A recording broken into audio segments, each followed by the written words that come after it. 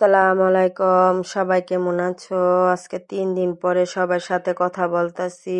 আপুরা সবাই কেমন আছো? দোয়া করি সবাই ভালোই আছো, আশা করি ইনশাল্লাহ। আমিও আজকে ভিডিও নিয়ে চলে আসলাম।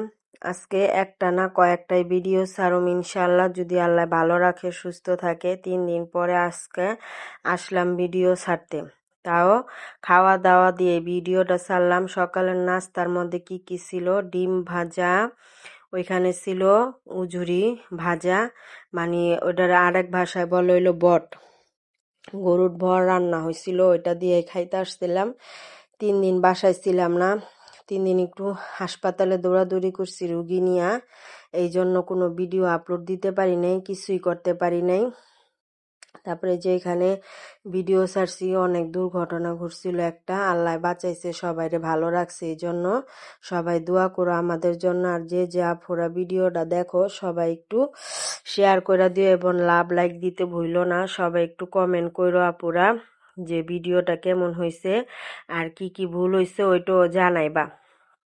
এখানে আবার একটু ছাদে গেছিলাম, মনে করো কাজ ছিল, কাজের সময় যাওয়ার পরে পরে যাইয়া ছাদের থেকে কতটি বড়ই গাছ বড়ই বাইরা নিয়ে এলাম। বড়ই গাছের থেকে অনেক বড়ই ধরছিল, কিন্তু দুঃখের বিষয় বাদুড়ে সব বড়ইগুলি নষ্ট করে ফেলাইছে। এখানে 2টা মুরগি আনছিলাম, আল্লাহ চাহে তো একটা বাচ্চা আছে আর একটা তো মারাই গেছে।